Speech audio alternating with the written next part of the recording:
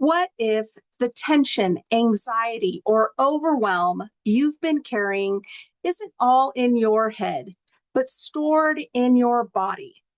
Today on Happiness on Tap, we're bringing together 4 incredible somatic practitioners to explore how you can regulate your nervous system, release stress, and find safety in your own skin. For people who may be unfamiliar with the term somatic work refers to any practice that uses the body as a pathway for healing, awareness, and transformation. It's an umbrella term that includes both therapeutic approaches like somatic therapy and embodied practices like yoga, breathwork, dance, or nervous system regulation exercises. The core idea is that the body holds wisdom, memories, emotions, and stress patterns, and that healing happens not just by thinking or talking about your experience, but by feeling and releasing what is stored in the body. Welcome to Happiness on Tap. I'm your host, Leann Herron, and today marks our very first panel episode. I am joined by 4 amazing somatic healing experts: Carla Shohet. Hello. Tyler Begg. Stacey Fitzgerald. And Mitch Webb, who are all here to share simple, powerful tools to calm your nervous system and restore balance. My mission with this show is to spread expert health and wellness education far and wide, making it go viral so that more people have access to the knowledge and practices that can truly transform their lives. Each of these guests have previously graced the Happiness on Tap podcast, where they have shared their stories and life experiences that pave the path to the work they are doing in the world. I will include links to their previous podcast episodes in the show notes. Thank you to our guests for being here and to our listeners for tuning in. So let's dive in. Let's begin by having our expert panel members introduce themselves, including information about what they do and who they help. Here to start us out is Carla Shohet. Carla, welcome to the show.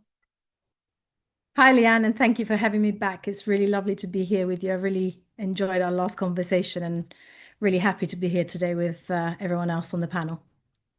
Thank you. So start off by telling everybody what it is you do and who you help. Sure. So I'm Carla Shohet, an integrative trauma psychologist and nervous system health practitioner based in the UK. And I help brave and wonderful cycle-breaking humans, like all of us here, I'm sure, as well as other professionals in the healing space, to recover from trauma, narcissistic abuse, chronic stress, and chronic illness, unfortunately, often, by working with the body and the nervous system rather than against it. And I would say that because of how I started my practice, my work also integrates cognitive approaches as well as somatic ones, including things like DBT, somatic experiencing, internal family systems, all rooted in polyvagal theory, nervous system, education, brain spotting, hypnotherapy, positive psychology, and many others. And I do this because I really want to offer people a comprehensive path to true long-term healing, which is what I didn't have when I started this journey myself for personal reasons. What else can I tell you about me? I'm also the host of my own podcast, Time to Unlearn, and there we explore what happens when we heal by including the body rather than just trying to think or talk our way out of pain, because honestly, that's just not possible. It doesn't work. And as I said earlier, no, this is not just my profession. It's very personal. It's a very personal journey that I've been on, that I am on. And that's why I'm so passionate about helping others to find safety in their bodies again. And, because that is what gives us, freedom in our own lives. Thank you so much, Carla, for getting us started. Tyler, you're up. Yeah, thank you. Thank you so much. Yeah, it's very exciting to have an opportunity to be on a panel with other really special practitioners like this. I similarly, I help folks who are really ready for a change, usually who have been hitting a wall, whether that's a wall in talk therapy or their symptoms and cycles just keep coming back and blocking the way, or whether that's actually an overwhelm when it comes to the more intense somatic practices, and they find that they're not quite ready for those big releases. Also love to work with practitioners because I really believe that the modality itself often is secondary, and it's so much about the co-regulation that you can offer in a session that allows the clients to go deeper. So the clients benefit from the practitioner's tools. I do this through neurosomatic intelligence. I also, similarly, I bring in slightly more cognitive elements, some inner child and parts work, as well as I have backgrounds in counseling and in compassionate inquiry, and also in plant medicine and psychedelics as well. My approach to this is, my focus is really like, let's restore collaboration in the system. This is a journey about restoring self-consent and gentleness. And for those that it's right for, I will also bring in aspects of the spiritual and the ancestral. That is amazing. Tyler, thank you so much for sharing what it is that you do and who you help. Stacey, you're up. All right. Thank you. Thank you, Leann, for having me. And thank you, everyone else. I was telling Leann before, I'm so excited to learn from all of you. And as I was thinking about the things that I do, the word that came to me to describe myself best, and I think it would probably apply to everybody here, I think you would all throw your hands up for this, is I'm a learner. I absolutely love to learn. And with learning, the way I'm wired, and probably you all as well, I want to share. And so I found I was good at sharing in some ways and not so good for a while because I needed to learn to listen. And so my journey and what I've developed to share really came from learning to listen to myself first, which I think kind of sums up somatic practice, that we learn to listen better to ourselves. And so in my own learning to listen to myself, healing from complex PTSD and betrayal trauma, I started to see that all of the things that I did, which seemed like they weren't related. I'm a nutritionist, a singer-songwriter, and a horse trainer, a mom, wife, all the things. And I thought, I'm juggling stuff. But when I started to listen and look at what I was already doing, I was processing a lot of my own journey and my own healing in my songs. And as I began to heal, I decided to develop an online community and course I called Becoming Safe. And SAFE stands for secure, aware, free, and expansive. And that is for women healing through all kinds of betrayal trauma. And I throw out there that betrayal can be really multifaceted. So this is for women that are dealing with relational, the typical maybe sexual betrayal in a marriage, but it can also be friends, coworkers, family. And then the number one thing we almost all find is itself. Where have we abandoned ourselves and betrayed ourselves? And when it comes down to that, we kind of all throw our hands up and say, I fit into this category. So one of the tools, I use my music stories and the tools that I learned for myself to share. And one of the tools that I learned along the way was somatic breathwork. And that was a real game changer for me. So that became another thing I learned and became a certified somatic breathwork coach, practitioner. And so that's another thing that I offer along, and that's for men and women. And then I also do what I call You Can Be Well one-on-one partnership calls. So kind of like counseling, but since I'm not a licensed counselor, more of a coach, I just meet with people and basically work through the messages that come up from our body using all the different things that I've already heard y'all throw out, parts work and different types of talk therapy. And then I love throwing my horses in the mix. So horses are a fantastic picture of what our nervous system looks like. So I kind of mix all this in there, throw it in. and toss out these offerings as breathwork, one-on-one sessions, and then this online community for women called Becoming Safe. Thank you so much, Stacey, for sharing all of that. And I know I have just absolutely enjoyed learning more about your horse training and your music, and we'll get into that a little bit more here in a minute. So Mitch, you are up. Welcome to the show.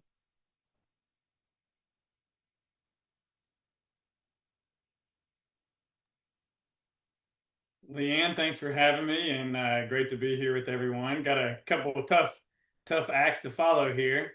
But what I do is I'm a health coach and have turned into using the nervous system, somatic work as my number one tool to help clients dealing with chronic symptoms like gut, anxiety, fatigue, insomnia, the autoimmune, the mystery illnesses. A lot of the times, kind of like myself, my own journey of pain to purpose, my clients have tried everything and nothing seems to work.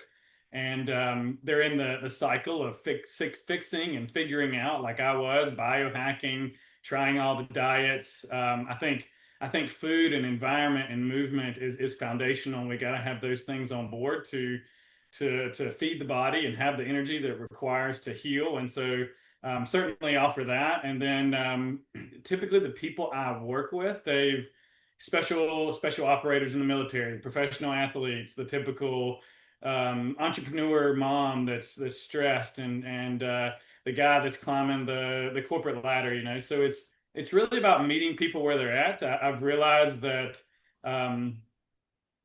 the nervous system is the guide, and I can trust that and meet people where they're at, and offering a lot of the same things that people are talking about here, and really using my nervous system and theirs and the intuition to understand where the person's at, see what the next step is, and using things like, you know, parts work, somatic work, capacity building exercises, and just helping people communicate with their body. Oftentimes when we have trauma, we're looking at the outside, and if you're sick in this society, this capitalistic society, you know, everybody wants to sell you something. And so I'm helping clients slow down and meet, you know, the low-hanging fruit by listening to their body. You know, when we can trust our body, feel safe in our body, you know, we become the medicine, and I'm a big believer in that. Thank you so much, Mitch. You bring a lot of different directions with your health coaching as well. I know Stacey has nutrition in her background, and I'm sure all of you do, between nutrition and environmental factors, as well as what our bodies are responding to. So thank you so much, Mitch. We're going to get on to our first question. And I want each of our experts to kind of talk from the standpoint of what they see when they are working with their clients, because I think that'll help provide the listeners with a broad example of what is available from each of these different experts and how they help people. So we'll start with the first question, which is kind of starting with the basics. And we'll do our experts in the same order they were introduced. We'll start off with Carla. What does nervous system dysregulation look like and feel like in everyday life? And why is somatic work such a powerful way to shift it? Okay, well, first of all, can I just say, well, I had goosebumps all over my body while I was listening to all the other panel experts, and I was just imagining myself in an actual physical room, in the same room as everyone else, and I could imagine that we could just talk to each other and be friends forever, for ages.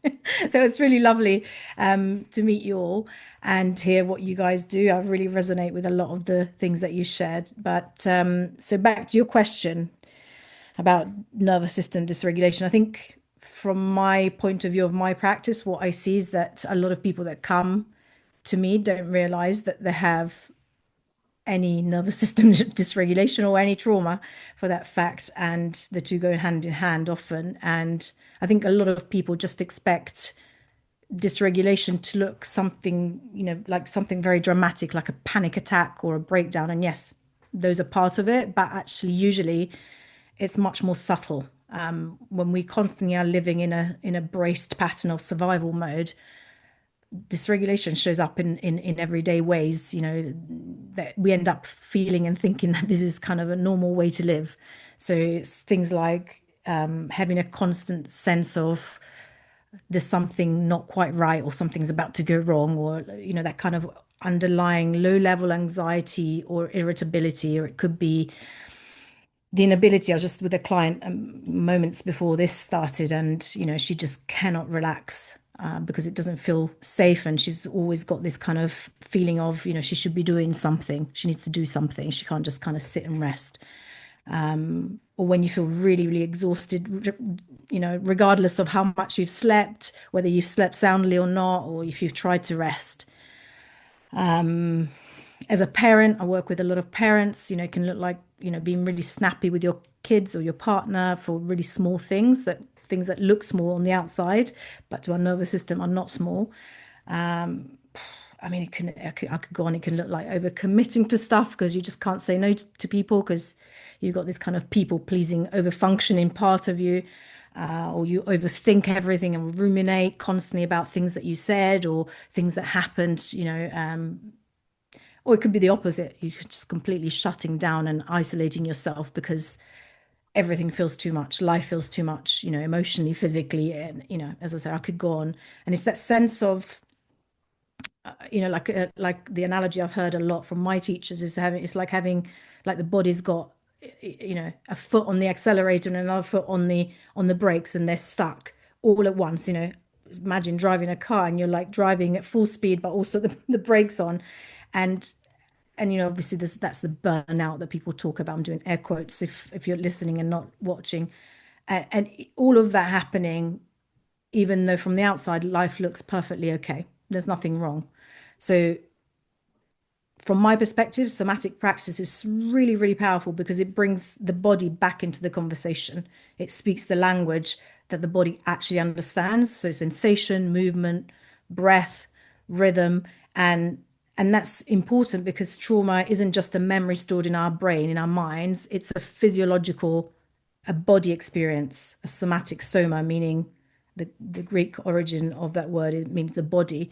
And it gets, all of that gets stored in our nervous system, in our muscles, in our posture, in our breathing patterns. So through using body-based awareness and gentle nervous system practices, techniques, whatever you want to call them, a lot of the time, nowadays they're called kind of regulation techniques. I believe that regulation can also be a misconception. It's not about being always calm. It's about growing capacity, this container that is our nervous system to be able to handle challenges, more challenges, and just handle them without feeling completely overwhelmed. And teaching the body also that, the dangers from the past have passed and they're not necessarily current. And so that helps over time for the mind and body to kind of reconnect in safety. So I think somatic work is absolutely key because when we include the body in the healing process, we're literally teaching the body what calm feels like again, or for the first time for some people. And that is what actually requires safety from inside out. And I personally believe, having been a cognitive therapist for most part of my career, that the somatic part is really where the nervous system healing is, where healing, the true healing, actually begins. Thank you so much, Carla. I appreciate all that information. It is so valuable for our listeners. Tyler, let's switch over to you. What does nervous system dysregulation look like in everyday life for your clients, and why is somatic work such a powerful way to shift it? Yeah. Right in line with what Carla was saying. Something that really kind of struck me is, we could sit here and we could probably list the ways that it looks for the rest of the session because everyone's so unique in the ways that dysregulation presents. Our nervous systems are so creative.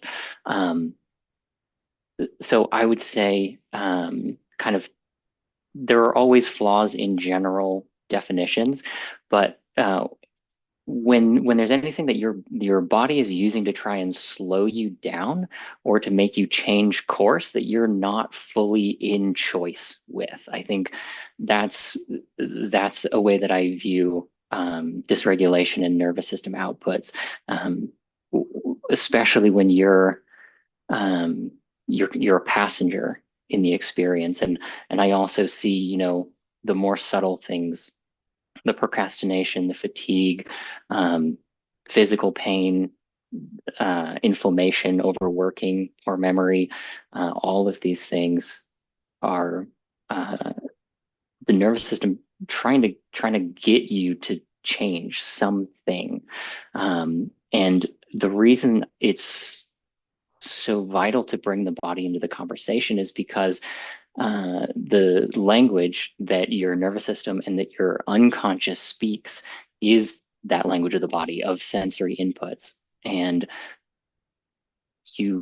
when there's, I think we'll talk a little bit about this later, but when there is a survival response of some kind somewhere on the spectrum in your system, you actually lose access to the thinking parts, the more rational problem-solving parts of your brain. So it becomes physiologically impossible to think your way out of it. And there needs to be a way to come back and tell your body that it's okay to open up, to reevaluate the situation. And I think there's a key piece here also that is how much our thoughts and our cognitive experience is a reflection and a response to the sensations that are happening, below the neck. And so when we can speak direct to the body, a change in our cognitive thinking experience becomes a byproduct. Thank you, Tyler. You're right. There's going to be so many similarities in how we explain what we see as far as symptoms. But, any that you guys can throw out there will help somebody say, okay, that's happening to me. It may be something that they recognize. So thank you, for adding those few extras and talking about the importance of bringing the body into that healing. Again, thank you, Tyler. Stacey, you are up.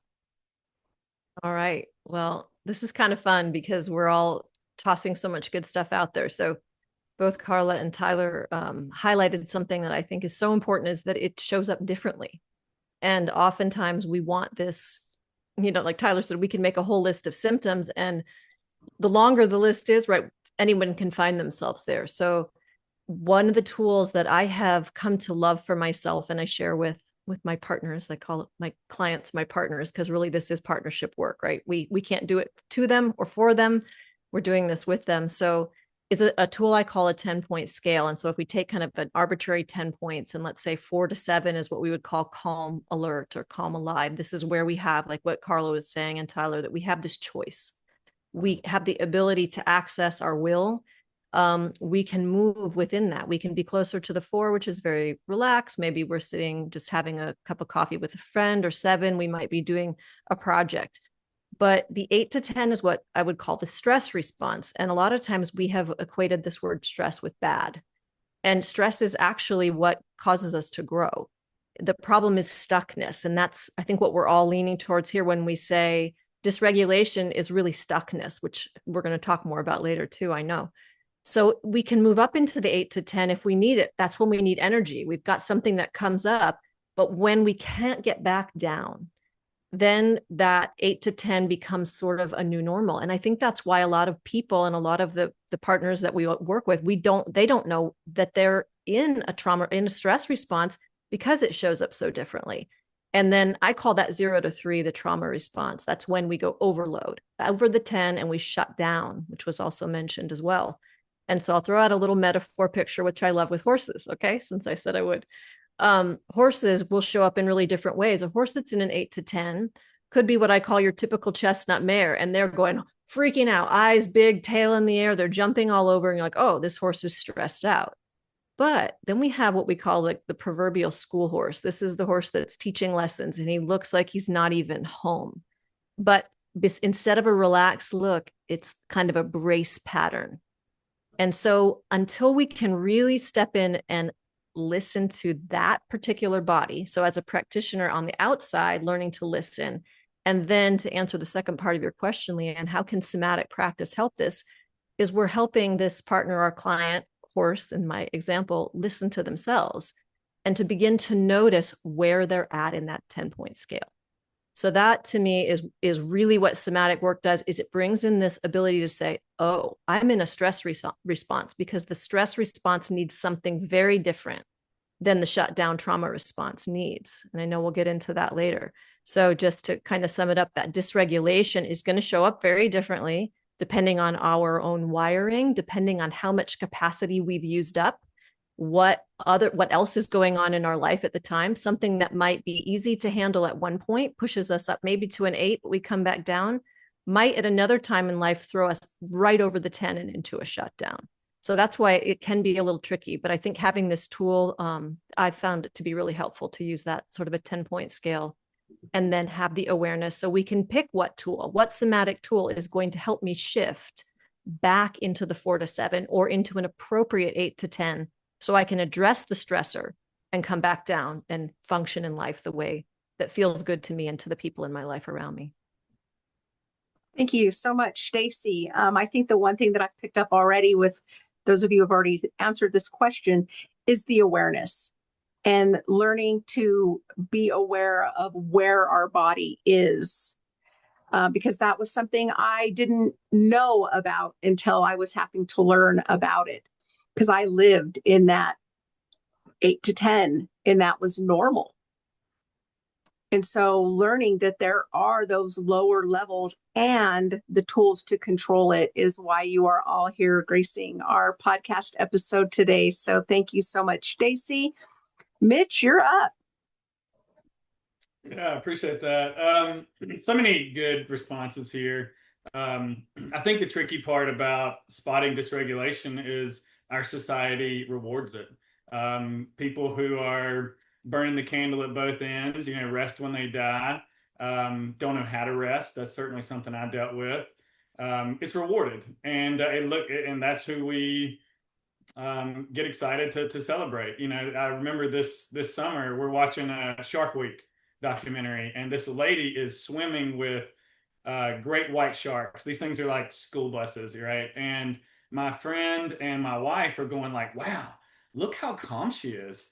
And I'm going, no, she's frozen. It's an incredible adaptation for her nervous system to be in the water with a monster and to be able to grab it by the nose and move it away, right? And so it's also highlighting that these nervous system responses that we get stuck in. They're not bad. They're intelligent for the situation. If we didn't have those responses to help us disassociate, to please the people around us, to be perfect, then we wouldn't be where we are today. So I want to really highlight the stigma of being too much, like feeling too much or not feeling anything at all. And that's kind of how we show up to this work. We either come in with your hair on fire and you can't rest, you can't settle, or you don't feel anything at all. And the analogy that comes to my mind is like a duck on water. On the top, it's like, I remember the cartoon when we were kids, the ducks, I think there's a mama duck and like a couple of baby ducks behind them, and they're just gliding on the water. But what you don't see is those legs spinning underneath, that sympathetic activation. That's kind of the gas and the brakes on at the same time. And to be able to see this stuff, we've really got to slow down and listen to the body. That's where everything is stored. And one thing I want to highlight too that I think is really cool. I think there's a war with like top down and bottom up. I've learned to use both. Certainly in the beginning, I was like, it's only bottom, because I'm someone who was a intellectualizer who, used their mind to think their way to safety. But we hear that animals, they shake it off. But the thing that separates us from animals is that we have beliefs, and these beliefs can get in the way. And so we start wherever the door is open. So it doesn't have to be in the body. As somebody that's never felt anything below their neck is not going to do really good dropping into their body. So we can start with the thoughts. We can start with the behaviors. If you think of all these different silos, the behaviors in the middle, you got the thoughts out here, you got the feelings, the emotions, and we can go right in here. So it's more, it's not how do we do it or what to look for. It's meeting you where you're at and understanding your nervous system and go with the door that's open. Thank you. Thank you for covering all of that, Mitch. I love the story of the perception when somebody sees, like you said, somebody swimming with the great white sharks and how they appear like they're completely calm. But it could be somebody else's perception that they're not. They just either have the skills and tools, or they're in this freeze and they just know how to respond or react. So thank you for sharing that and giving that kind of analogies for people to understand that not only do we have our own perception of ourselves, but it could be other people's perceptions of us as well. So let's go on to the next question. We'll start again with Carla. And this is going to be about somatic wisdom in practice. So each of you uses a slightly different somatic approach. Can you share maybe how your modality or a modality that comes up more frequently helps clients regulate, and maybe a story that shows how that's possible? Yeah, so similarly to what Mitch was just saying, and what I said earlier when I introduced myself, I integrate a lot of both cognitive somatic approaches, always grounded in polyvagal theory, which is about nervous system. So the foundation is always the nervous system safety and self-leadership, giving that kind of choice that I think Taylor was talking about earlier. And the way I guide my clients through my one-to-one work and programs is through a structured but flexible approach that encompasses, their nervous system regulation of, their adult self as they are now, because I think in this work sequencing is really, really important. And I discovered that from from my own personal journey of going here, going there, and everything being kind of spread out and in the wrong order. And I think starting with the nervous system is the essential basis of doing other work, and encompassing, also the past stuff, so the trauma stuff, but also the future stuff. So there's an element of a comprehensive journey that doesn't leave any bit of you out. And the focus is always about, to begin with, and ongoing to complete protective responses that were somewhat interrupted or not available because of traumatic kind of experiences, overwhelming experiences. And then I think you asked about like maybe an example of how. So the client, I'll just use the client that comes to mind quickest, because I was just working with her just before, and she was someone that, like my typical client, has come out of a very controlling and emotionally abusive marriage. And by the time she came to me, she was really unable to, she was just couldn't recognize, she didn't know who she was. I think this is quite a typical thing that happens in narcissistic relationship abuse, but also when you have trauma, you just kind of don't have a sense of self. She'd also become really isolated, and I'm trying to think of a good example because there were so many bits. She couldn't sleep. And one of the things that maybe I can speak about as well is just a small thing, which seems small from the outside, but it wasn't small for her. Every time this lady had a ping or a buzz from her phone, which is, this item that we have always with us, and, we can't get away with using it now. It literally made her stomach turn, and she went into panic, and she would physically shake because she had been, her familiar had become to expect conflict every time because of the separation procedure that she'd gone through.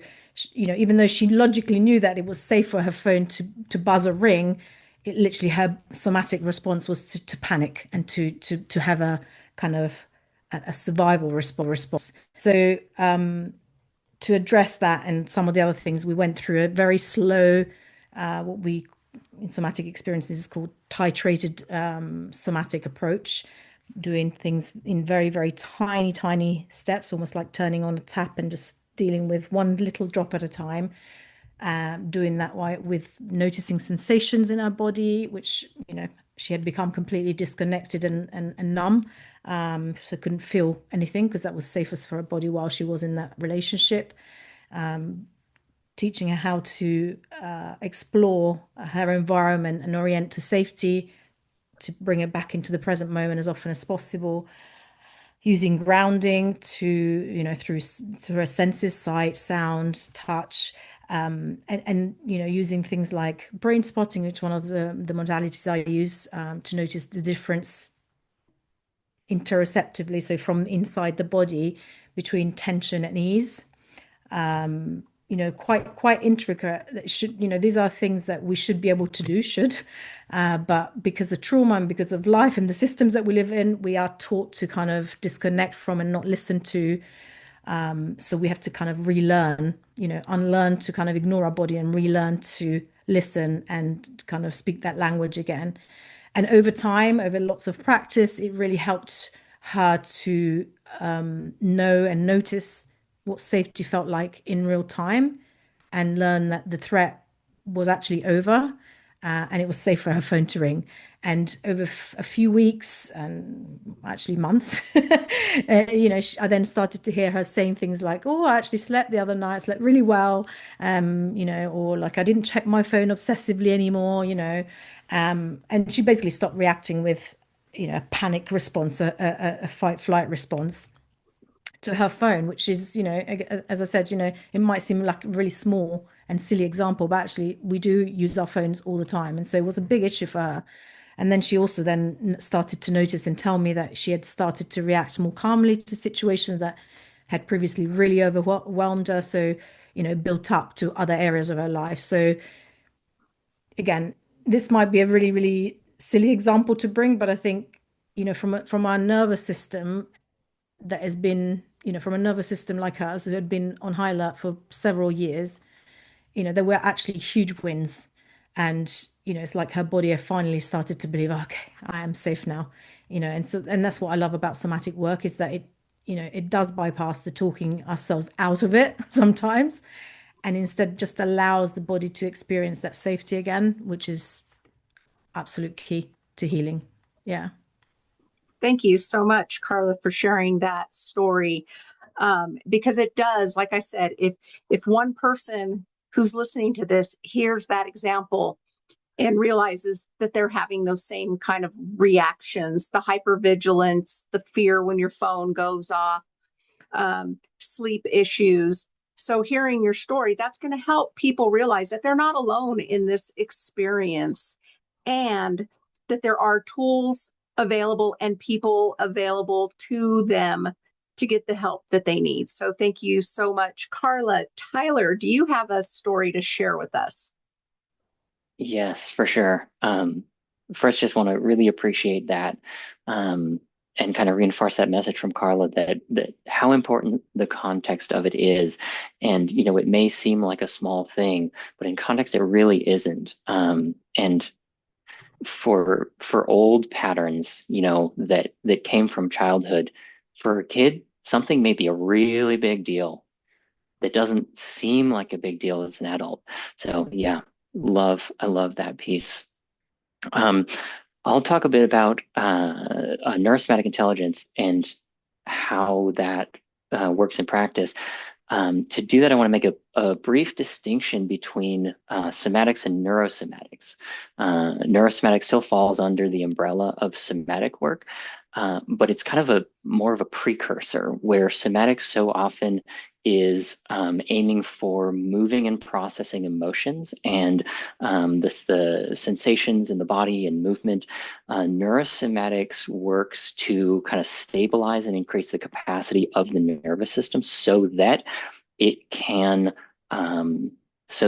hold the expression. So very similar to the titration approach.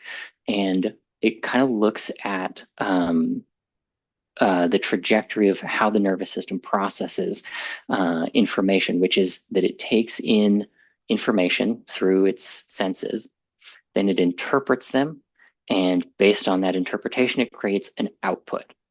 And the output is often synonymous with symptoms. You know, it's these things we've been talking about, coping mechanisms and strategies and old habits and cycles. With neurosomatic intelligence, rather than focusing in on that output, we go back and we go, how do we change an input so that we get a different output out the other end? And doing that in the appropriate dosage. Like what Carla was saying, we don't want to overwhelm the system. So we don't want to be introducing these big shifts that it's not ready for. So having practices that are small and sustainable, especially ones with neurosomatic work, there's, you know, a library of exercises or drills that we can test for each person's individual system. And they last, you know, you can use one of these drills and get a response in usually less than 30 seconds. And so to have that as a way to just sort of work it into a daily practice. So anywhere that you have a moment, you have a spare 30 seconds, you can give your system a repetition of regulation, of safety, so that it just starts to rewire and strengthen the areas of the brain that know what that feels like and allow it to become familiar. Because once it's familiar, then it is safe, and then it can be accessed even in times of stress. It's a practice much more of instead of let's push against the edge of your comfort zone, let's expand your comfort zone so that it includes the direction that you want to be going, that your healing journey is taking you.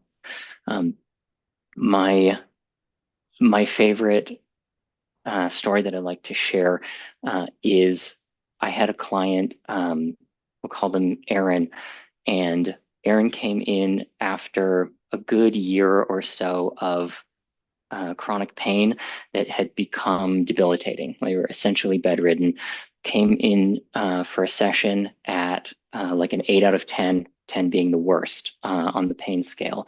And we tested a number of different tools, found 5 of them that Aaron's nervous system responded well to. By the end of the session, they were at a 4. By the second session, they were no longer experiencing pain.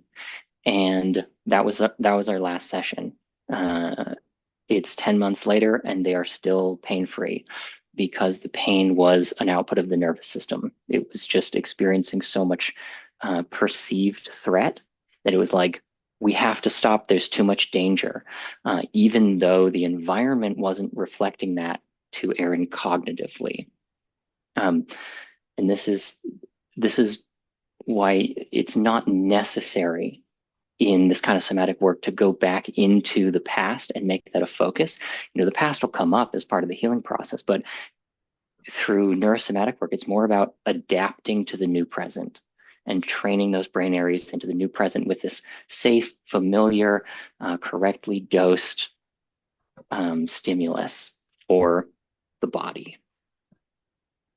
Thank you, Tyler, for sharing that story, because it goes to show what's possible for people when they find the right person to work with and the right modalities. I recently had a lady reach out to me, and she had been in talk therapy for 25 years.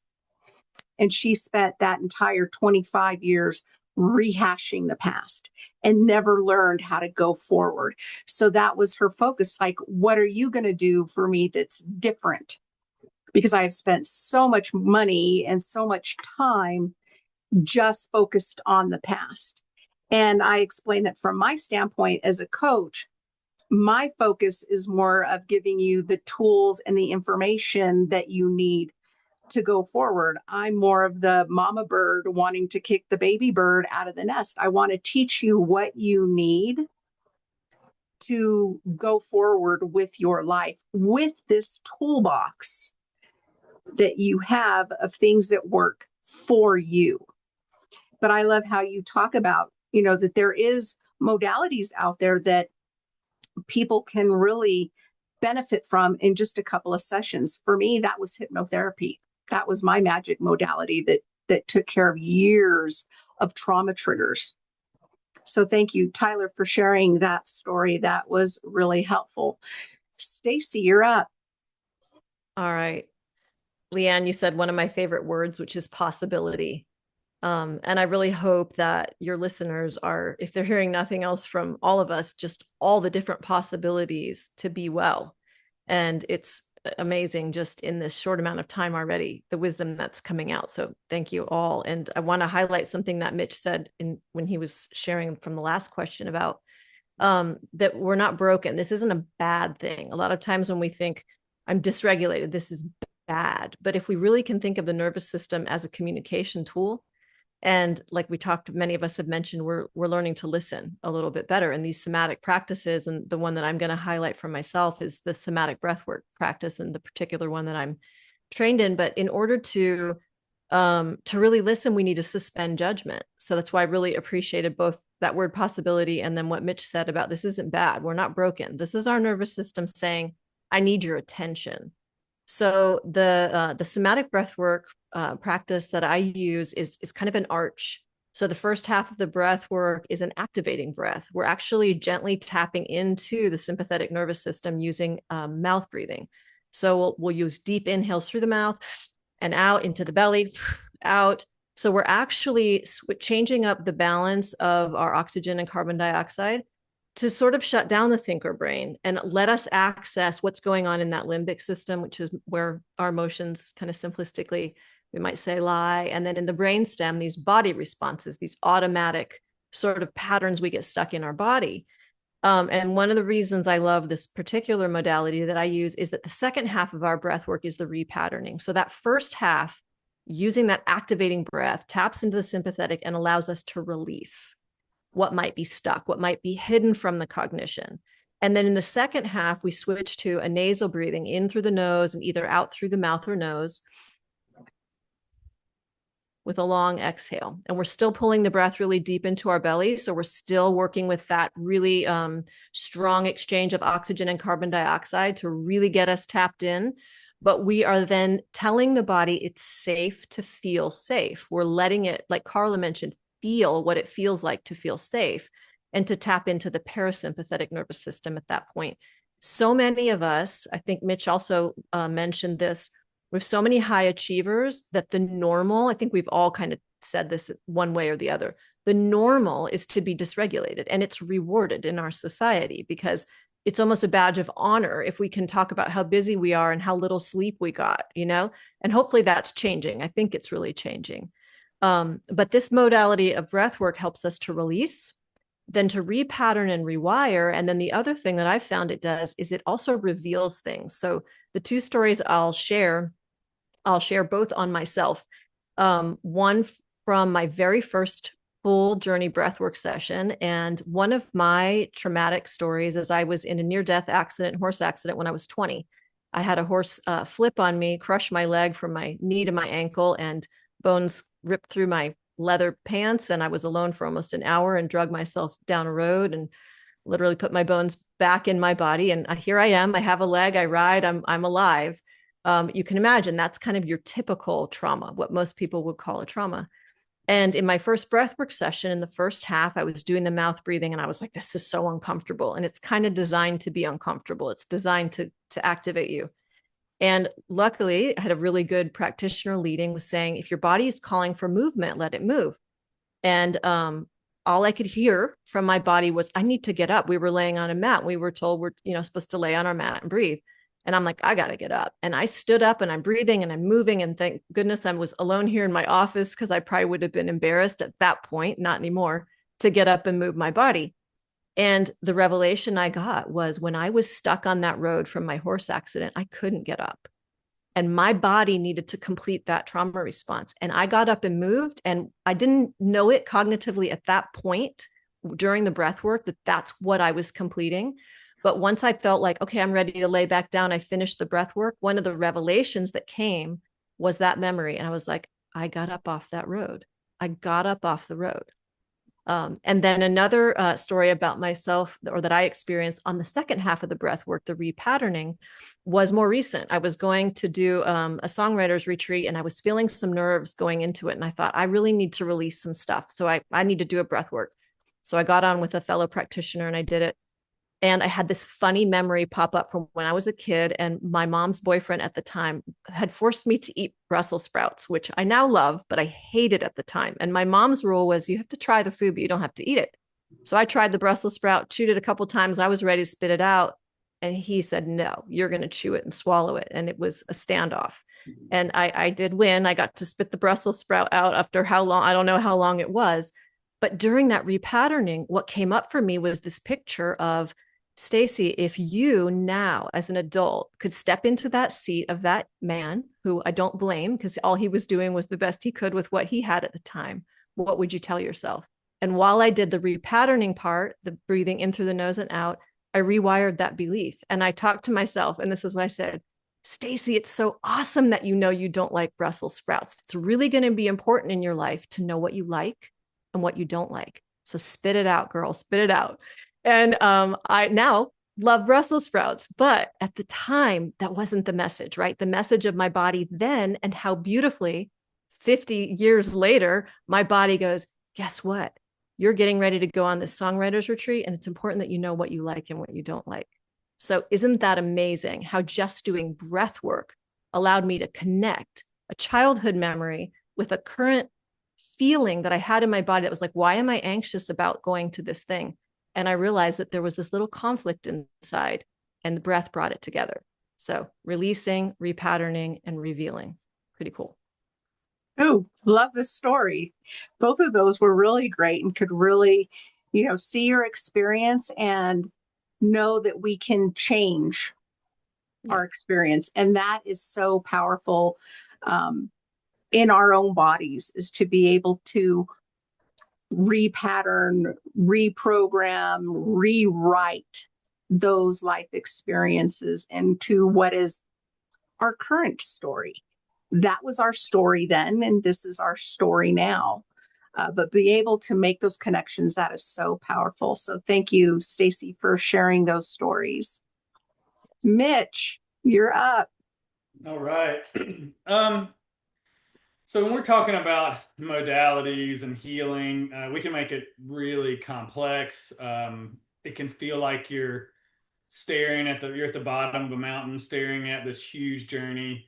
And I just want to remind the listeners that trauma and healing the nervous system and healing trauma is innate in all humans. Now, along the way, because of our conditioning, we lost that. It's a remembering. And the more that we can learn to trust that what is here now is meant for us, it is our medicine. You don't need me. You're kind of borrowing the nervous system of the person you're working with to help build capacity and learn to regulate.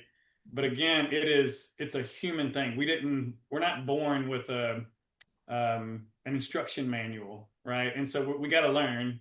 And really, it's one step at a time, and it's trusting the body. And the more that we can do that and know that we're the guide, we're the medicine. It's not outside of us; it's inside of us. And I loved Stacey's example of following her impulse. A lot of people are going to sit on that mat, and when they hear that voice of "get up," they're going to say, "No, I can't do that. I look stupid," or whatever the thought is. If it was me, I'd be competing with the person next to me, probably, right?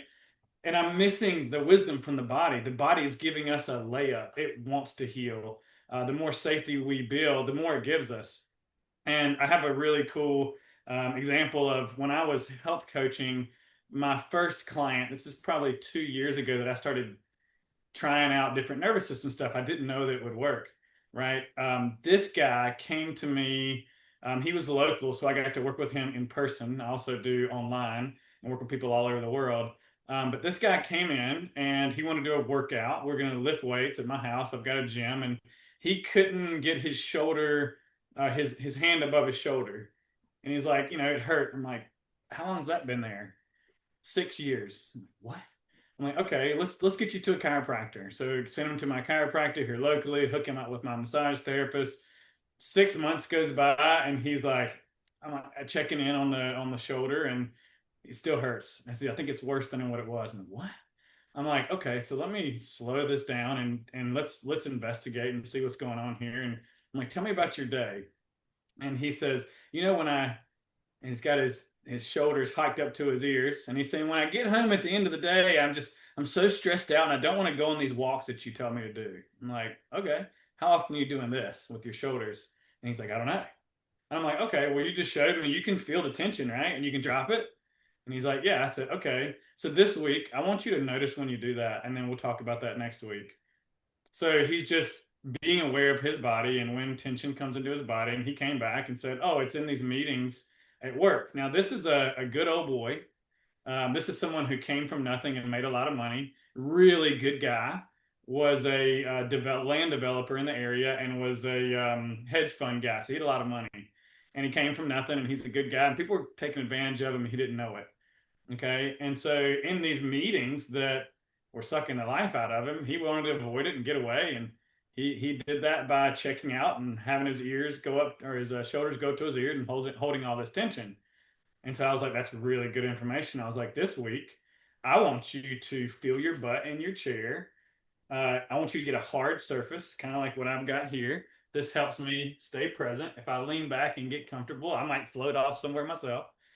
And I said, I just want you to feel your butt in your chair. I want you to push your feet into the ground and notice that. And I want you to look around. This is called orienting. We're orienting to our body in the chair. We're orienting to the room around us. And I was like, find 3 colors that you like. Really listen to the people speaking. Use our senses to bring us into the moment. So much of us, and so much of my life was spent being terrified of what was behind me and trying to figure out how to prevent it from happening again, and controlling my life with supplements and food and exercise. And I said, I just want you to be aware and come back and tell me what's going on. This is also a guy, work with a lot of guys like this, that I said, hey man, you got some stuff going on. Like, can you go to therapy? Hell no, not going to therapy, not doing that. I'll talk to you. So, okay, cool. So I never said, hey, we're doing nervous system work. I just started asking these questions and showing what I'm trying to demonstrate here is this is innate, right? It's human. My mom, she's 65 years old, and we were talking the other day, and I've been encouraging her to do this work. She's like, I'm too old. Your brain is not fixed at 35, 40 years old. Thanks to neuroplasticity, we can change. And so this guy, I see him 2 weeks later. I'm not expecting a whole lot. And I'm like, how'd it go? He's like, dude, my business is going crazy now. He's like, I fired 3 people. They were all a bunch of sharks coming after my money. He's like, I had 2 friends that weren't friends. They wanted my money as well. And he's like, now I'm making this business deal, and I've got this going on, and I figured it out, and I'm feeling freaking awesome. I said, how's your neck? Gone. And that just shows, so much. The issues are in the tissues, right? Like the pain, the weird symptoms, the things that keep coming back. That's dysregulation too. And when we can meet our body where it's at and give it a voice and let it speak and let it, kind of like Stacey was saying, let it go to completion. What did you want to do? Did you want to push away or run away? Did you want to say no? I'm even thinking of this lady that I heard a story about recently that was very overwhelming when I heard it. And upon further investigation with my mentor and our group, Irene Lyon, is actually very healthy. And so what happened is there was a breathwork class. Now, there wasn't a good foundation. There wasn't a lot of capacity in this group. And so this was missed, but it just shows how innate the body is. Like this woman was sharing a sexual experience that woke up a woman who had a similar experience that was completely unaware of it. And upon hearing this, she rips her clothes off and runs into the woods. And you can go, man, that's crazy and that's scary, and yeah, it can be. but that's what her body needed to do. And when we can get out of the way and we can trust our body and let it do the weird stuff that it needs to do, that's healing. Thank you, Mitch. Great stories as well. Again, goes to show so many things. One, that people will tolerate pain for such a long period of time without questioning it, or maybe without getting the help that they need to release that pain. I had a similar shoulder issue. I kept thinking, oh, it'll get better. I'll keep using heat, or I'll keep using ice, and I'll do some movement. It'll get better. I finally got to a point where I was like, okay, this is not improving. Went and had an MRI, started going to physical therapy. And after 6 sessions of physical therapy, the pain was gone. So it was, we've got to stop ignoring our bodies. We've got to start listening. And if you don't know what you're hearing, research it.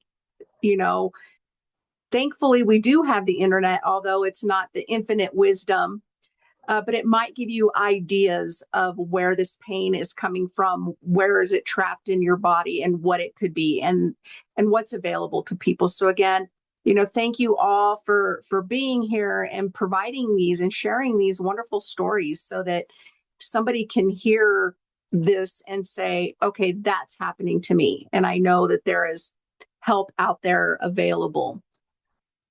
We're going to go into another question on breaking the cycles of stress. So many of us live in that fight, flight, or freeze without even realizing it.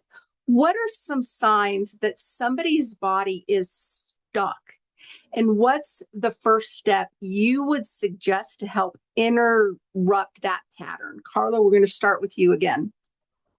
This is a great segue into it's a segue into what, or an echo, I should say, into what Mitch just shared with the guy that he was working with, really, because when our bodies are stuck in that survival, fight, flight, or shut down mode, we often see, severe repetitive patterns happening, chronic muscle tension, like the shoulders that Mitch was talking about, or worse, that causes then pain and all these kind of autoimmune, not sure what this disease is or why you've got it or how to cure it, those kind of things, or even just more simple, unnoticeable, I'm not sure what the right word is, but think patterns like shallow breathing.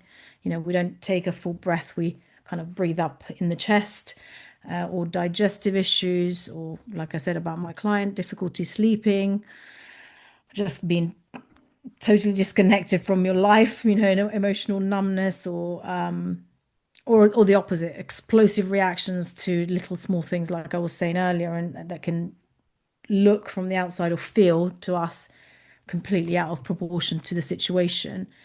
But again, to echo what Mitch was just saying, is that the first step isn't to try to force change, it's actually awareness. Simply noticing, oh, my shoulders are up to my ears, like Mitch taught his client, or my breath is shallow right now, and doing that with curiosity, not judgment. It just starts to bring the system into the present moment. And I often tell my clients, regulation begins when we start to build or rebuild, usually, a relationship with our own body. When you meet yourself with that curiosity instead of that judgmental voice that often we have in our heads, and we say, oh, that's interesting. It's unusual, right, for us to do. It's uncomfortable for us to do, but it's a way to start to notice and honor what's going on inside. So we can just go, oh, okay, that's interesting. I'm holding my breath again. Or, oh, that's interesting. I'm feeling, I'm clenching my bottom and I don't know why. And all those kind of little things that we can do really, really help the body to feel seen and acknowledged again. And then that's when it can start to really soften.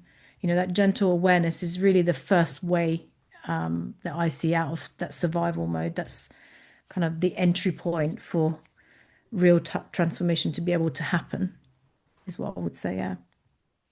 Thank you, Carla. You brought up something that I am learning to listen to my body as well, and noticing, even, sitting on the couch with my husband watching a show, if something is triggering my body, and I may not even be thinking about it, I'm just watching the show, but my body is feeling it, I will notice that I clench my fists. And after a while, from that constant clenching, I'll feel my arms start to get tired. And that's when I look down and realize what I'm doing. Yeah. And so it's teaching me how to listen to my body. It may be something that was on a show that I either don't realize is still trapped in my own body as a trigger or a trauma response, but just learning to really listen to my body. So thank you so much for sharing that.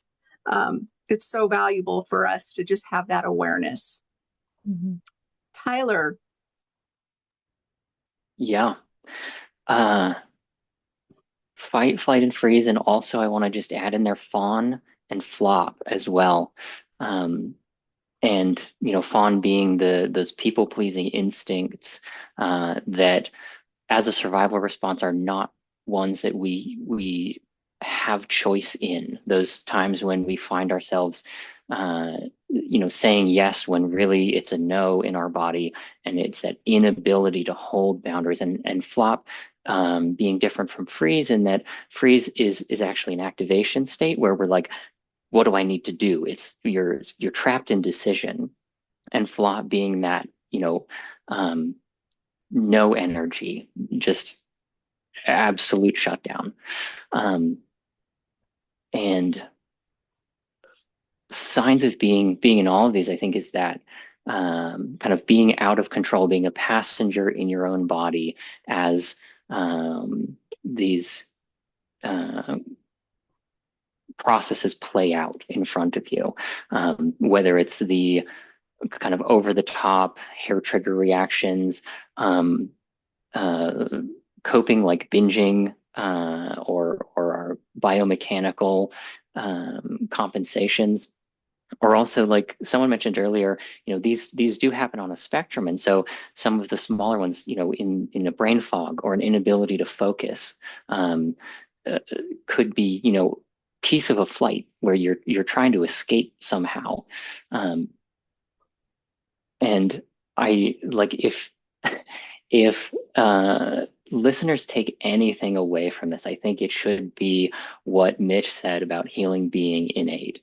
And if the first step in starting to work with these, in my opinion, is to recognize how intelligent these responses are and how necessary they were at some point in your life. That they're not enemies; they're just outdated, and they're not something to get rid of, because you never know when you might need them in the future. Like, these are what has kept us alive as beings for thousands of years. And something I say a lot is it doesn't matter if you think, oh, this is stupid, I don't know why I do this. There is always a really good reason that your body is doing this. And as soon as you can pinpoint that, then that understanding is what allows, it's that crack that allows the light to come in of compassion. Like, oh, this is why I do this. And when you're noticing things like what you shared there, Leann, about the clenching, I notice in workshops that I give and in sessions, people will often learn a neurosomatic tool, and they'll say, oh, I already do this, or, I already do something really similar. And to be mindful that intuitive selection is also, it carries just as much wisdom in the healing side as these coping mechanisms hold in the survival side. One of the tools that I teach is about clenching and then relaxing. And so there's something, about that your nervous system is seeking and wanting that particular stimulus. So starting to bring in that trust is where collaboration with yourself begins from my perspective. Thank you, Tyler. That was also very valuable information.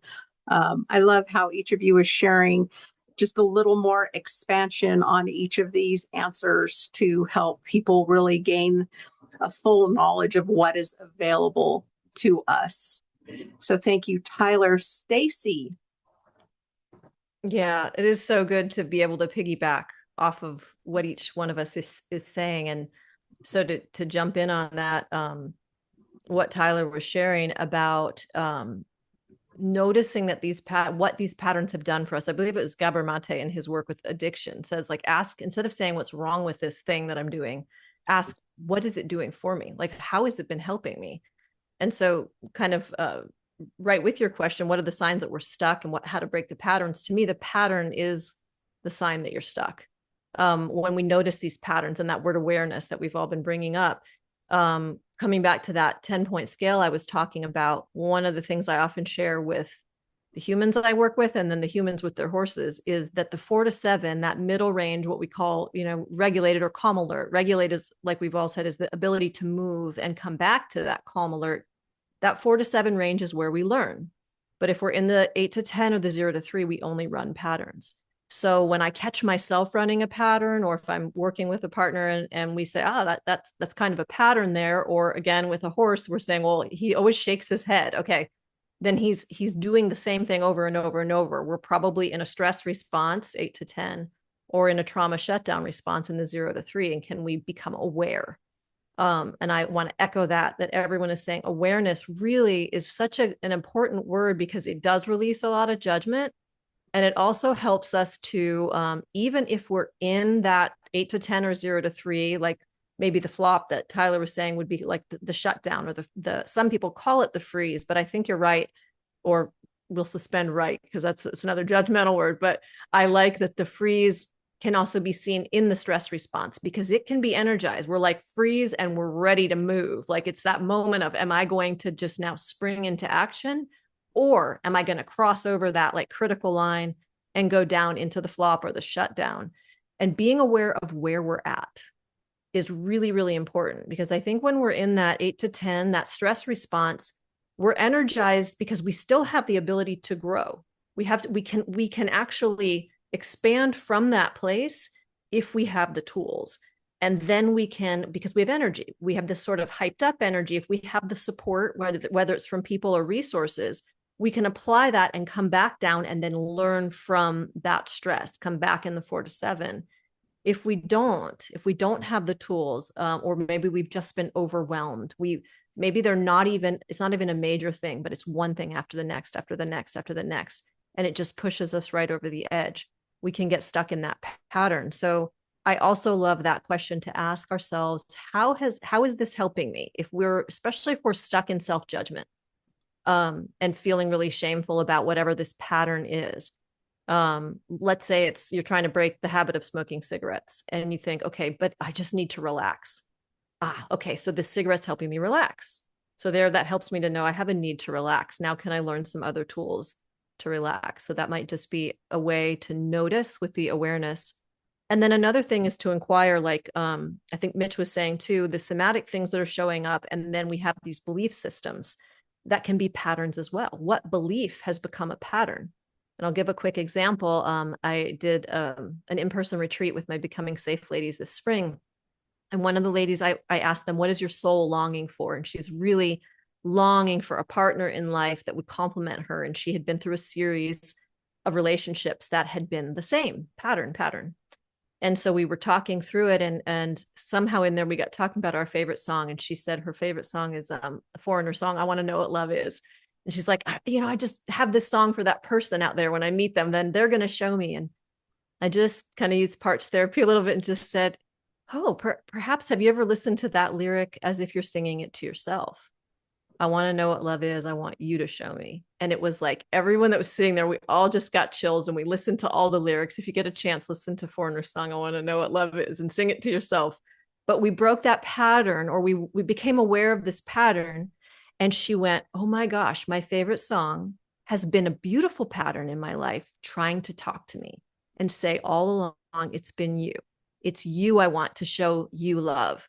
And when we stopped looking outside, it was like the cigarette or whatever thing, she was able to say, oh my gosh, I'm turning to a pattern that can never meet the real need. And now I'm actually seeing that the pattern is trying to point me back to the real solution, which was that she really needed to love herself.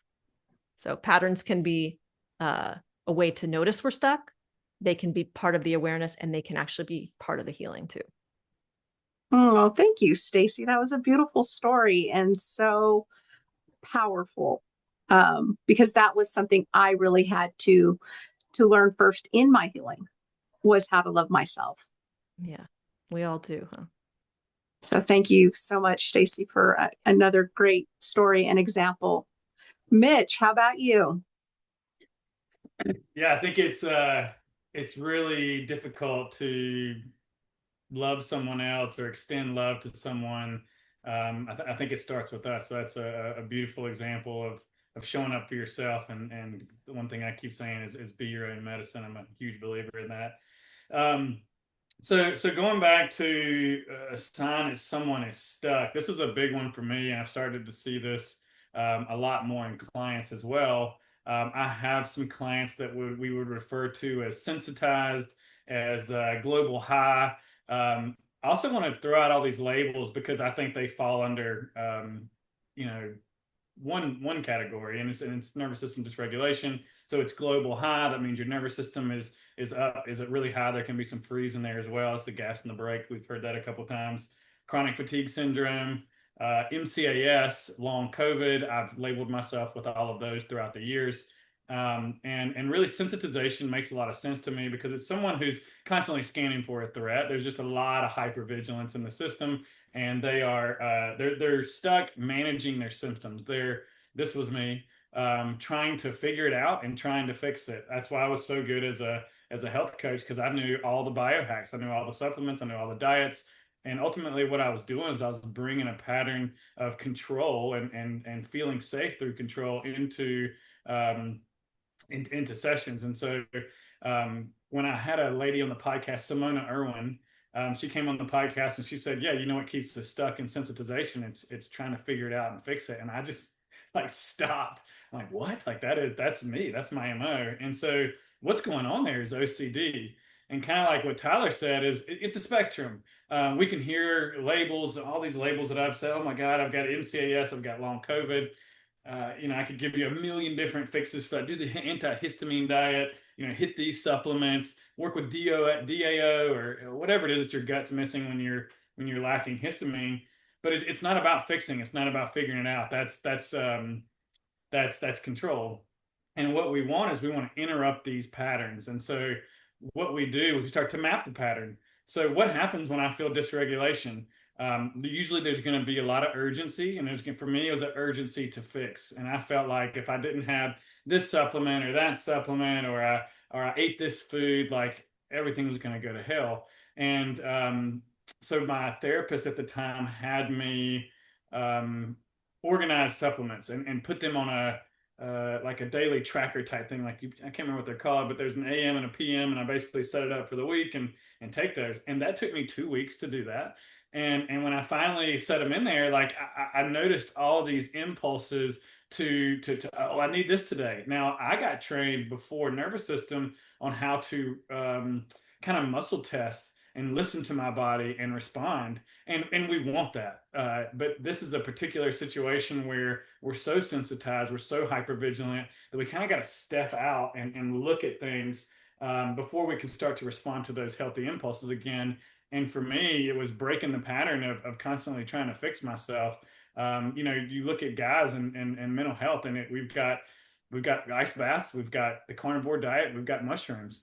And by no means am I saying those things are bad. I like all those things, but I'm not using those things to heal, and I'm not using that to fix myself. Even this morning, waking up, I didn't sleep that great.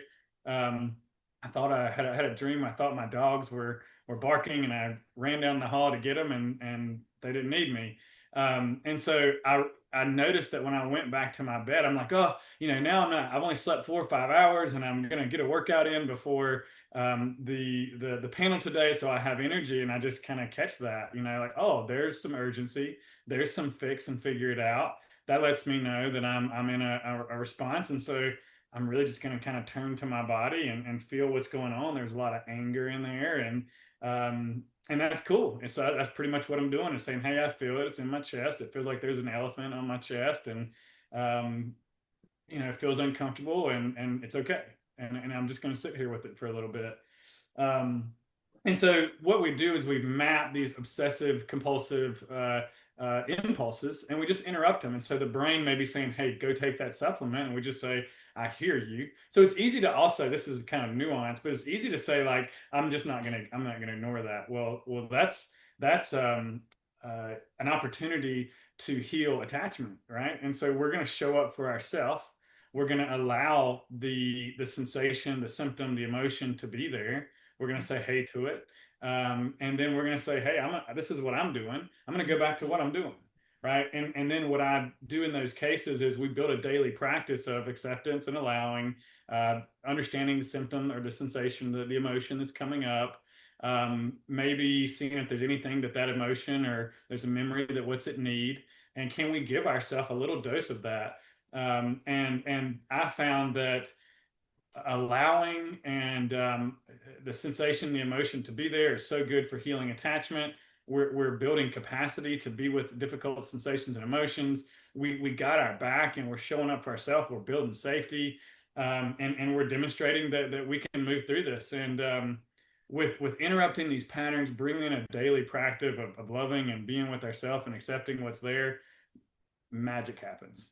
And so what's stuck, I don't want to put a timeline on this, but some things shift quickly and other things don't. But when we put this little practice together, I found people can shift quite quickly. Thank you, Mitch, for talking about those things, all things I know I have done in the past with nutrition, getting hypervigilant, focus on what I could control. I could control exactly how much weight I would lose in an average week by what I ingested and what I expended in exercise. But then I also learned, like you said, about muscle testing and listening to your body. And so I learned from an herbalist how to use a pendulum with my supplements. And so I would open all my supplement bottles on a counter, and I would ask, the pendulum in my body, what do I need today? Do I really need to be taking ashwagandha to calm my nervous system? Do I need to be taking, magnesium? What does my body need today? And it was amazing every day what that information would tell me, that instead of just by habit taking these pills because I told myself I have to take these pills every day, that I slowly was able to stop taking certain supplements because my body was no longer requiring them. And so that was helpful for me. So thank you, Mitch, for bringing that up. And again, that awareness and listening to our body and understanding the benefits of certain things versus, do I really need this right now, or having that control. I want to do one last question, and we'll try to keep these answers brief. This is going to go to practical integration. So for listeners who are juggling busy lives, how can they weave nervous system regulation into their daily routines without it feeling like one more thing to do? We'll start with you, Carla. Yeah, definitely. Most people feel already overwhelmed enough in the systems that we live in, the society we live in, capitalist. Anyway, we've touched on it. But certainly people that are overwhelmed do not need another piece of homework, another practice. So what helps me, or what helped me and still helps me, and what I tell my clients is to think of regulation, or this capacity building that we've been discussing, as micro moments, not big rituals. You don't need to spend, an hour of meditation a day. You literally need 20 seconds of presence. You can regulate while you wait for your kettle to boil, while you're, maybe feeling your feet on the floor, or just kind of when you've put the hot water in the cup, take a slow breath and breathe out longer than you have breathed in, like Stacey was suggesting, or I don't know who was suggesting. We've talked about orienting, kind of just look around in your environment. But if you forget all of that and you just want to practice 20 seconds of presence, the biggest thing that I could say to not overwhelm your system is start with following your biological impulses, which is what we're taught to disconnect from, even in schools when we're children, when they tell us, no, you can't go to the toilet. If you need a wee, go for a wee. That's what if you need to eat because you're hungry, please get up and don't say, oh, I just got to finish this. Just go do that.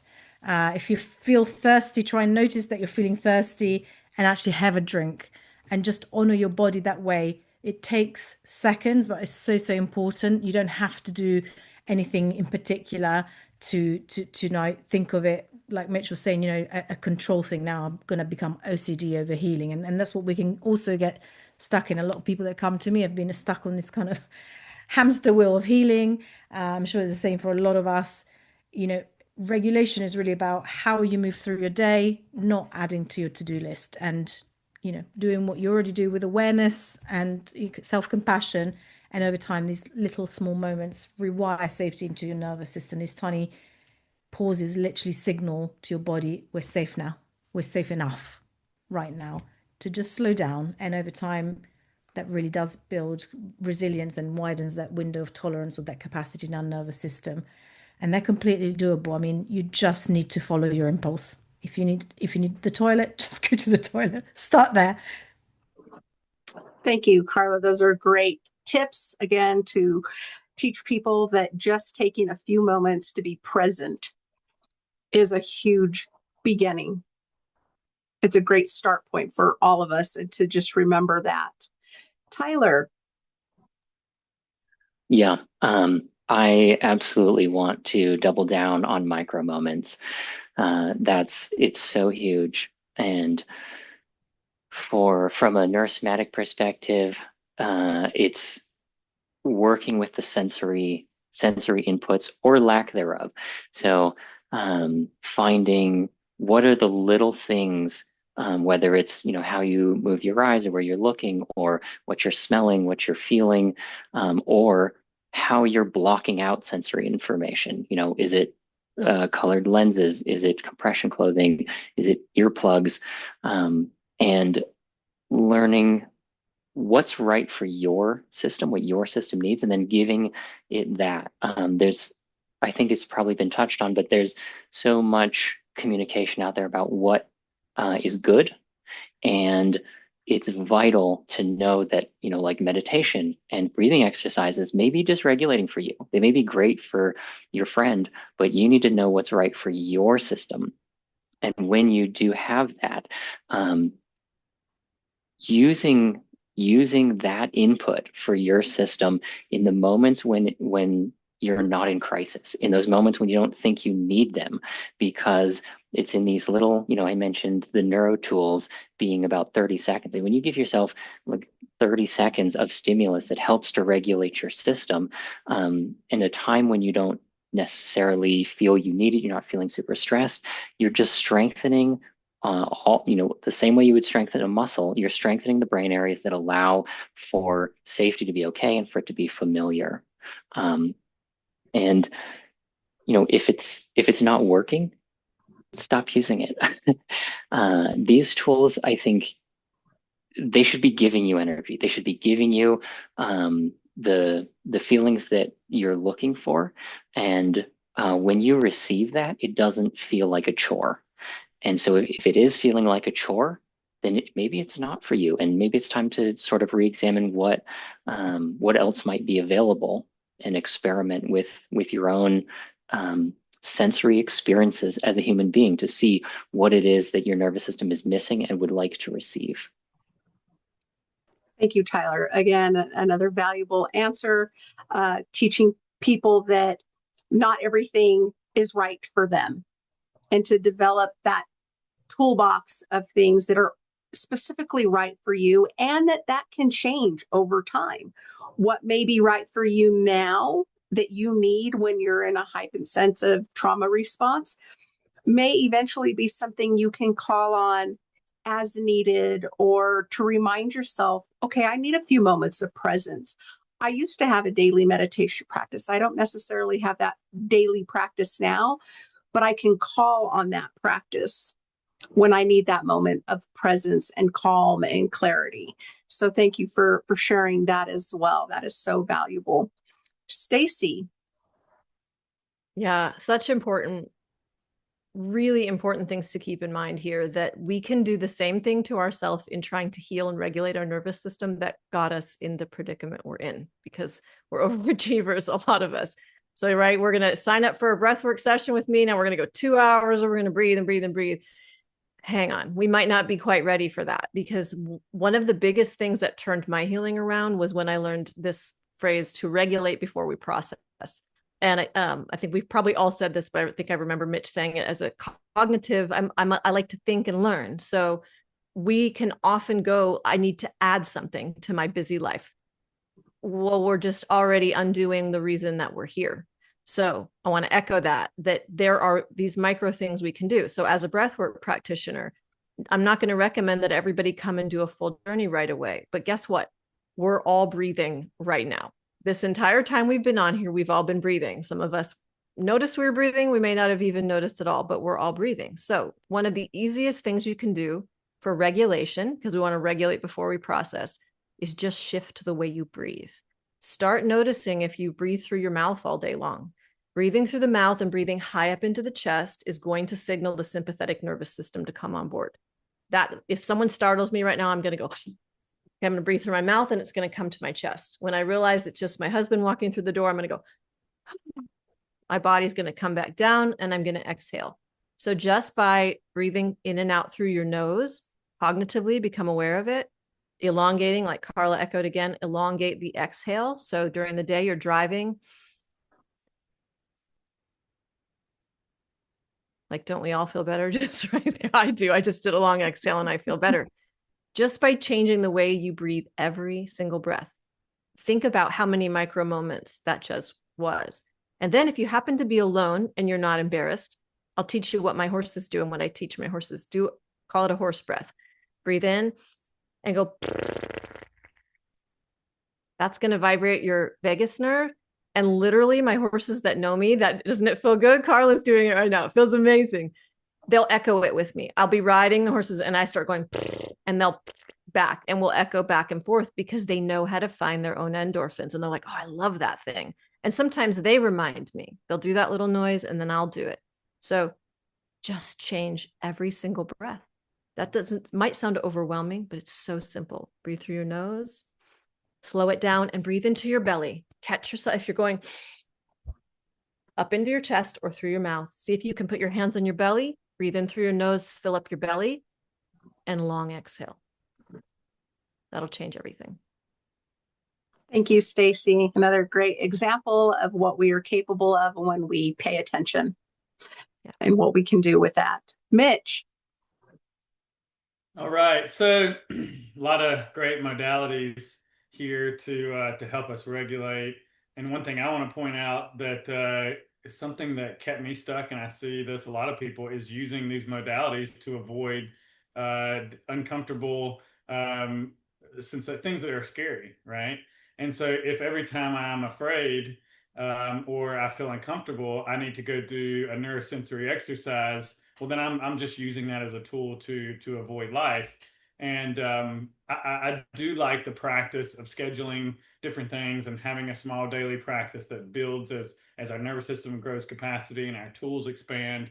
But really, it's in the simple moments, kind of echoing what everybody said here. But instead of turning away from the difficult sensation, let's move towards it. And we do that in small little doses. So often when we have that sensation, we want to run away and get away from it as fast as we can, which is a normal human experience, and it makes sense if that's something that you have experienced yourself. And so what I would be urging people to do is just move towards it. and know that it can't hurt you, and it's there as a way to heal. I don't think the body is sick. I don't think it's broken. I think the body has symptoms because it's healing. We're either conflict active, or we're resolving a conflict that we've had in our body, and we're going to get symptoms with both. And the more that we can move towards them with curiosity, now that takes time. In the beginning, terror is terror, and we're going to do everything that we can to avoid it. But when we felt it 10 times and we hear that same voice that says, this is too much, maybe on the 10th time, we just kind of go, all right, we're going to see what happens when we sit here for a little bit longer. And what do I need to be here with my body? And that's where, the resourcing comes in. But for example, if I was in a meeting the other day, and I felt myself get knocked out of my body. It kind of disassociated a little bit. And I just go, that's interesting. And what's going on? I can do this while I'm talking to someone. And while you're talking to someone, you can orient, you can feel your feet on the ground. You can put your hand on your chest. You can be vulnerable and put some more information into the environment and say, whoo, that scared me a little bit. And with a good and a healthy person, that's just more information for them to attune. And us being vulnerable instead of holding that in, that's us feeling safe enough to express ourselves and express a need. And when we turn towards those scary emotions, we learn that they're not going to hurt us. And the next time they show up, maybe we blow it a kiss and we wave and we keep going. And this is how these little bitty drops that all of us are talking about, that's a little drop of regulation that we can, do without having to go sit in the car or go lay in the bed or avoid what we're doing. It's how can we continue to meet what life is bringing us, and knowing that that's the medicine, and continuing to build safety through regulation, and building that capacity to be with uncomfortable stuff, so that life isn't about feeling good all the time. It's about meeting what's there, and learning to move through that, and know that everything moves in waves. And if we can learn to trust the wave, there's going to be activation. It's going to go up eventually. Instead of getting scared of going up that roller coaster, we know it's going to come down the other side and it's going to be awesome. So can we look forward to that? Can we cheer it on? And the less the brain is making this threat a priority, the more we're cool with it and we're winking at it and telling it's okay, blowing it kisses, then we're not going to get those symptoms as much. Yes, we will have stress, but we can handle it. Thank you so much, Mitch. I love the different ways that you bring that to light to tell people we don't have to live in that fear, that we can lean into it, that we can be open to asking those difficult questions, and at the same time know what's on the other side of it. And that we can have that moment of fear, like you said, coming up the top of that roller coaster, but know that as you come down, that excitement, that adrenaline, they're there for us, that they're going to be there. So thank you, Mitch, for sharing that. We're going to close this up. I want to thank everyone here for their time. Your body holds the blueprint for resilience and healing. By weaving even one of these somatic practices into your day, you can calm your nervous system, release stress, and reconnect with a sense of safety. Start small, stay consistent, and remember that peace does live in your body. What an incredible conversation today with our panel of somatic healing experts, Carla, Tyler, Stacey, and Mitch. Thank you for sharing all of your wisdom, your practices, and your passion for helping people reconnect with their bodies and regulate their nervous system. To our listeners, remember your body is always communicating with you. And these small practical tools are available anytime you need to calm stress, restore balance, or simply ground yourself in the present moment. Here at Happiness on Tap, my mission is to make expert health and wellness knowledgeable and accessible and shareable. So together we can spread these insights far and wide. If today's episode resonated with you, please share it with your friends, post about it on social media, and help us make this knowledge go viral in the best way possible. Thank you for tuning in, and until next time, keep filling your cup with practices that bring you peace, resilience, and joy. Thank you to our expert panels again for being here today and sharing all of their wonderful wisdom.